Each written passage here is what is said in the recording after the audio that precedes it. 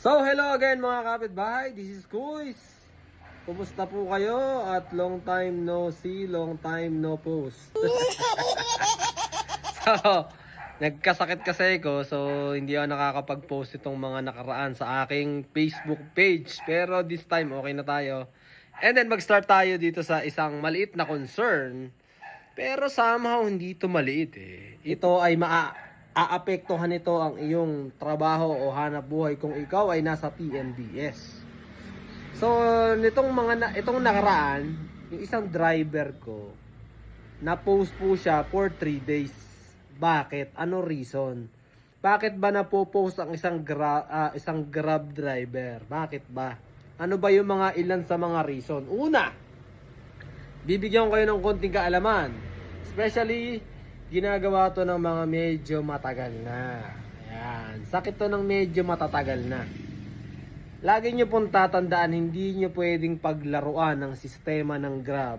Dahil mas maayos po ngayon. Mas namomonitor ngayon ng system pag may ginagawa kayong kalokohan. Unlike before. Dati marami kaming ginagawang kalokohan sa system nung kami ay nagsisimula pa sa Grab. Pero hindi nahuhuli. No, dati pa yun, matagal na panahon na. Pero this time, madami na akong kakilala o madami na akong nababalitaan, nakikita, mga post na yung iba na ban, yung iba na suspend, yung iba na post lang, no? For ilang araw lang, yung iba oras lang. Ang masakit kasi, maban ka na.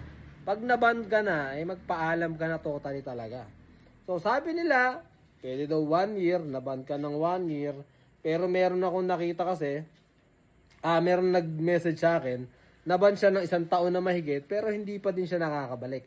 Sobrang hirap daw makabalik, at madai pa daw mga kutseche-bureche na dapat gawin. No? So, eto na nga, balik tayo dun sa sinasabi ko sa inyo. Yung driver ko, na-post siya ng 3 araw. Ano yung reason? Ito, ipapakita ko po sa inyo yung reason. Ayan, ipa-flash ko po dito. Ayan, mababasa nyo po dyan na nakita ng system, ayan po, oh, basahin natin. Nakita ng system na yung driver ko is nag-accept ng booking. Yeah, nakita nyo po yan. Nag-accept ng booking and then hindi pinuntahan. Hindi pinuntahan and then matagal bago i-cancel. So, paano yan? O, ginagawa niyo yan. Ano? Kung ginagawa mo yan, tigilan mo na. Kung ginagawa mo yung ganyan diskarte, tigilan mo na. Kung ayaw mong maapektuhan. Especially pagka naka-boundary hulog ka. Kasi pag naka-boundary hulog ka, magbabayad ka pa din kahit masuspend ka. O, di ba? Kasi naka-boundary hulog ka eh. Kasalanan ba ng operator mo na nagloko ka, na gumawa ka ng mali? Hindi. No? Especially po sa cancellation. Alam nyo, ang Grab, nagbigay na sila ng mas malinaw o mas maluwag na paraan para mag-ignore ng booking. No? Yun yung bago nila ngayon, only ignore. Pwede kang mag-ignore na mag-ignore. Kaso kailangan matalas yung mata mo, saka ang isipan mo kung saan pupunta, saan yung drop-off. Para if ever na ayaw mo yun, pwede mo kagad i-cross. Pwede mo kagad i-ignore. Di ba? Kaso minsan kasi, ang pinaka-trap doon, pangalan lang nung lugar. What I mean, kunyari, pupunta kunyari ng St. Luke's. So, St. Luke's lang makikita mo. Hindi nakalagay doon kung Quezon City ba yun o BGC. Example lang yun. Di ba? So, kailangan talinuhan natin sa ganon. At, yan, is cancellation. Isa pa, bibigyan ko pa kayo isang example. Merong isang driver na ang ginagawa is tatanggapin, i-accept, no? I-accept yung booking.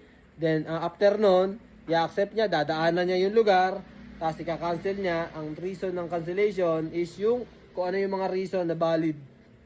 Maraming reason yung na valid, di ba? Pwedeng may dalang aso, pwedeng madaming dalang gamit, no? Sobra silang pasahero, so makakaltasan sila doon. Alam niyo po ba, yung mga ganong papitik-pitik, alam na po ng system ng Grab yan. At ulit-ulitin nyo yan. Sa una, hindi kayo maapektuhan. Pero yung susunod, ban ka na. O, yun lang. Diba? Talinuhan nyo. Nagtatrabaho na kayo eh. Naghahanap buhay na kayo, ginagawa nyo pa ng kalokohan.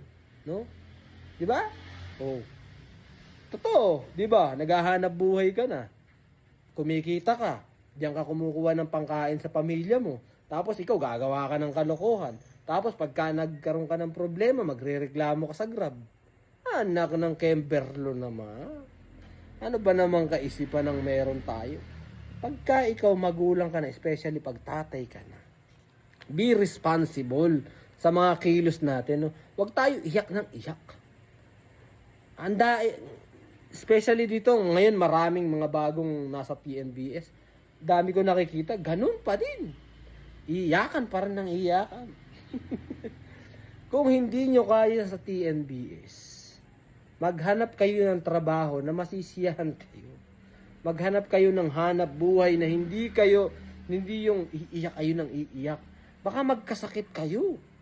Di ba? Baka magkaroon kayo ng sakit sa puso. Diba? Iyak kayo ng iyak. Diba? Pag tatay ka na, be responsible. Huwag ka nang gumawa ng kabugukan. No? Huwag ka nang gumawa ng kalokohan.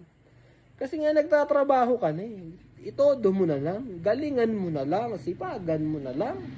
No? Mag-isip ka ng ibang paraan. Kung hindi ka kumikita sa Grab, kung hindi ka kumikita sa TNBS, sa pagbiyahe dyan, tigil mo na yan, Dre. Kasi hindi ka na kumikita eh. Nai-stress ka lang, tumatanda ka, magkakasakit ka niyan. Hanap ka ng ibang trabaho. Ganun lang yun. Kunyari, itong trabaho na to, dito ka nasiyahan. No, may konting problema, pero magiging masaya ka, tuloy mo lang, di ba? Pero kung dito sa TNBS, talagang nai-stress ka na, hindi ka na masaya, pwede ka na mag-stop. Paano pag kumuha ng sasakyan? Skartihan mo na kung ano gagawin na dyan. Ikaw na bahala mag-isip. Pwede mong pabatak. Di ba? Pwede mo ituloy kung kaya mo naman bayaran. So that's it. Ang gusto ko lang i-share sa inyo dahil mas maganda na tayo bilang mga lalaki especially, no? Maging responsible tayo sa mga actions natin, no? Yung mga kilos ba natin, yung mga decision natin. Kasi lahat ng mga nagiging decision natin, maaapektuhan nun yung future natin, yung future ng mga anak natin, ng pamilya natin. Tandaan nyo po yan. Be responsible. No? So, yun lang. Etong driver ko nakakabiyahe na. No? Nakwento ko lang sa inyo para hindi na rin maulit sa inyo. Siyempre, yung driver ko, pinagsabihan ko din. No? Sayang. Diba? Sayang. What if iban ka na ng Grab? Naka-boundary hulog ka sa akin. Ano mangyayari? Ala, kukunin na yung unit sa kanya, ibibigay na lang sa iba. Sayang. Diba? O makakabiyahe ka pa ba nun? O okay pa to sana, okay pa lang to kasi na ano pa lang, na post lang ng 3 days. Paano kung ban? Diba? Tandaan nyo po yan. Laging nasa huli ang pagsisisi. That's it. God bless. Bye-bye.